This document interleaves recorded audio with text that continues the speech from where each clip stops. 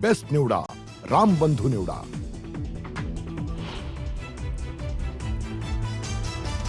राज्यातील अनेक भागात आजही पेट्रोल आणि डिझेलसाठी शेतकऱ्यांच्या रांगा, काही ठिकाणी वादावादीच्या आणि हाणामारीच्या घटना।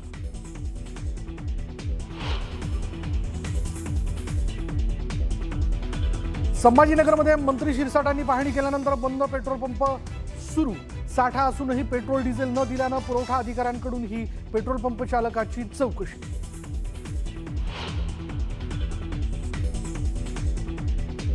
पेट्रोल डिझेलच्या दरात पुन्हा वाढ। पेट्रोलच्या दरात 87 पैसे तर डिझेलच्या दरात 91 पैशांची वाढ। गेल्या 10 दिवसात तिसऱ्यांदा दरवाढ।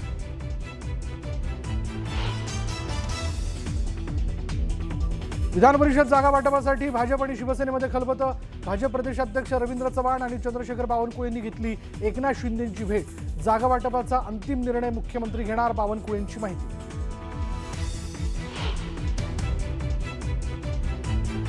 नाशिक, पुणे, नागपूर, अहिल्यानगरात डिफेन्स कॉरिडॉर बनवणार। देशात डिफेन्स कॉरिडॉरमध्ये महाराष्ट्र नंबर 1।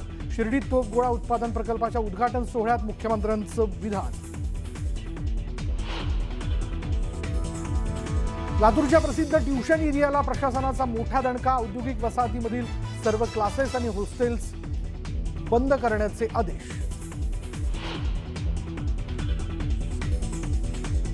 डोंबिवलीत आंतरराष्ट्रीय ड्रग्ज रॅकेटचा पर्दाफाश। 21 नायजेरियन नागरिकांना अटक। पलावा सिटीमधील आलिशान सोसायटीत पोलिसांची धडक कारवाई। बीडमध्ये विवाह सोहळ्यादरम्यान कोल्ड फायर फटाक्यांचा स्फोट। 5 फोटोग्राफर जखमी। घटनेचा स्फोटाचा धक्कादायक व्हिडिओ समोर। चीनच्या कोळसा खाणीत मोठी दुर्घटना। स्फोटामध्ये 90 कामगारांचा मृत्यू। मृतांचा आकडा वाढण्याची भीती।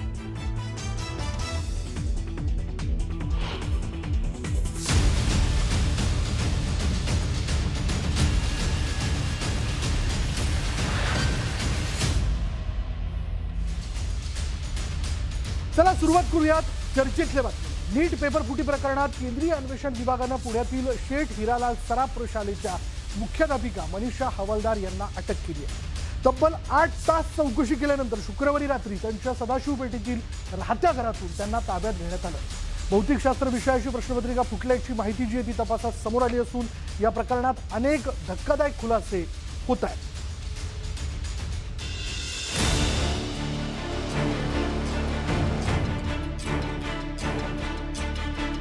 पेपर फुटीतील आरोपी मनीषा हवालदार हिला याच लक्ष्मी निवास इमारतीच्या 4थ्या मजल्यावरील फ्लॅट क्रमांक 404 मधून सीबीआयनं ताब्यात घेतलं होतं। पुण्यातील शेठ हिरालाल सराफ प्रशालेच्या मुख्याध्यापिका मनीषा हवालदार हिच्यावर झालेल्या कारवाईमुळे शैक्षणिक वर्तुळाला धक्का बसलाय। मनीषा हवालदारमुळे पुण्यातील सदाशिव पेठ परिसर शुक्रवारी दिवसभर चर्चेत होता। कारण सकाळी 11च्या सुमारास सीबीआयचं पथक शेठ हिरालाल सराफ प्रशालेच्या मुख्याध्यापिका मनीषा हवालदार यांच्या घरी दाखल झालं होतं। तब्बल 8 तास चाललेल्या चौकशीनंतर रात्री उशिरा सीबीआयनं त्यांना अटक केली। नीट पेपर फुटी प्रकरणी सीबीआयनं काल पुण्यातून तिसऱ्या मनीषाला अटक केलं। आधी केमिस्ट्री, मग बायोलॉजी आणि आता नीटचा फिजिक्सचा पेपर देखील फुटल्याची धक्कादायक माहिती समोर आल्या। पुण्यातल्या सदाशिव पेठेत जिथं मनीषा हवालदार राहत होत्या त्या लक्ष्मी निवास या सोसायटीतून काल रात्री सीबीआयचं पथक त्यांना घेऊन गेले। त्यांना अटक जी आहे ती याच लक्ष्मी निवास मधून केलेली आहे। गेल्या अनेक वर्षापासून मनीषा हवालदार याच लक्ष्मी निवासमध्ये राहतात। तर पुण्यातल्याच एका खाजगी शाळेच्या त्या गेल्या काही वर्षापासून मुख्याध्यापिका होत्या आणि त्याच संस्थेत गेल्या काही वर्षापासून त्या फिजिक्स म्हणजेच भौतिकशास्त्र या विषयाच्या प्राध्यापिका देखील राहिलेल्या आहेत। आणि नीटचा जो फिजिक्सचा पेपर आहे तो त्या सेट करत होत्या आणि आता या सगळ्या प्रकरणी त्यांचं नाव आले। सीबीआयनं काल रात्री त्यांना त्यांच्या याच 404 नंबरचा जो MS हवालदार नावाने जो फ्लॅट आहे मनीषा हवालदारांचा तिथून त्यांना अटक केली आहे। काही महत्त्वाचे डॉक्युमेंट्स, काही महत्त्वाचे गॅजेट्स देखील सीबीआयनं काल या नीट पेपर फुटी प्रकरणी या सोसायटीतून ताब्यात घेतल्याची माहिती जी आहे ती मिळतेय।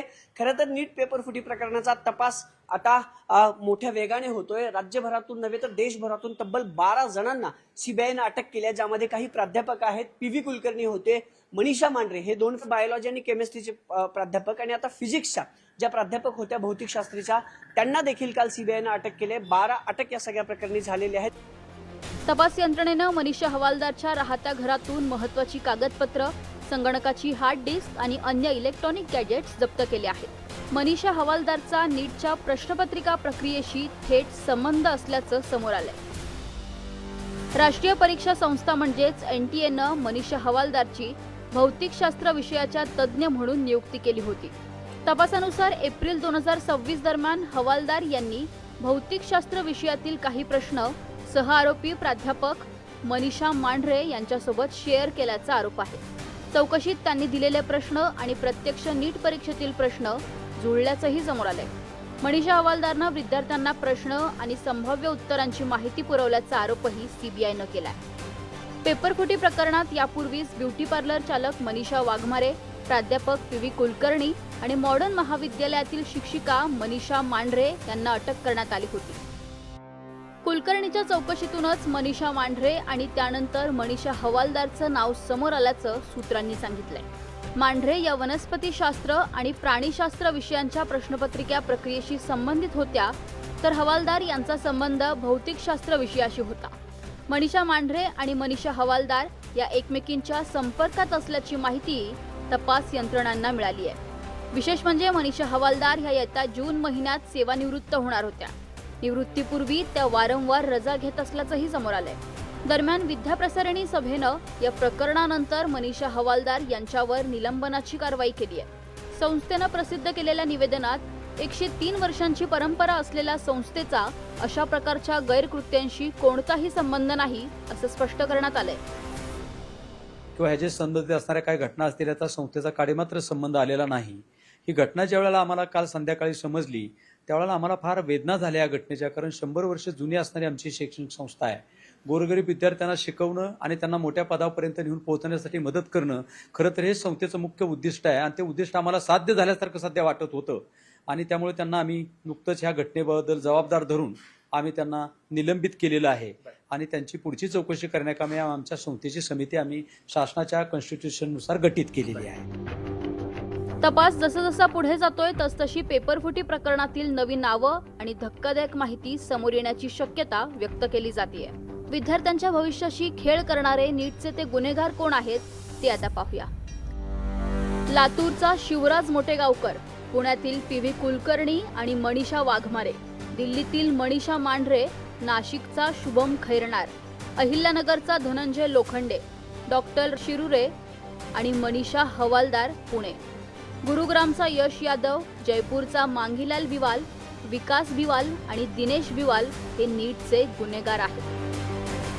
मात्र पेपरफुटी प्रकरणात आता तपास यंत्रणांचे हात प्रश्नपत्रिका तयार करणाऱ्या तज्ज्ञांपर्यंत पोहोचले. त्यातच सीबीआयकडून जप्त करण्यात आलेल्या इलेक्ट्रॉनिक पुराव्यांमधून आणखी मोठे खुलासे होण्याची शक्यता वर्तवण्यात येते. परिणामी पेपरफुटी प्रकरणात आणखी मोठी नावं समोर येण्याची शक्यता नाकारता येत नाहीये.